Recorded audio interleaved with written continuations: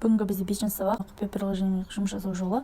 YouTube приложениесі App Store'дан алсаңыздар болады. Editing бөліміне кіргенде таңдап, осы жерде қарасаңыздар әртүрлі эффекттер бар. Дайын қайсын басып көрсеңіздер болады. Әдемі ерекше болып шығатын болады суреттеріңіз. Нежный түс бұл жыл түске өзгертіп береді осы приложение. Фильтр деген бөлімдер. Осы көбіне маған ұнайтын фильтрі M01 бар. Постқа салсаңыз болады. M8 бар. Бұлар төмен арқылы көтеруге болады. Разницасы екі түрлі байқағандарыңыздай. Magic Brush бөлімінде бірінші тұрғанды басамыз үстін. Осы жерден өзіңіз постқа немесе сториске дейін жазуыңызға болады. Done. Размері кішірейтіліп кетуге болады. Осы жерден жақындатып өздеріңіз жазсаңыздар болады. Осылай түстерін өзгерте аламыз. Түсін басамыз жазуды. Style бөлімінде розовый қойсақ болады. Мозаика бөлімі бар бізде. Суретте өзі көрсеткіңіз келмейді ғой.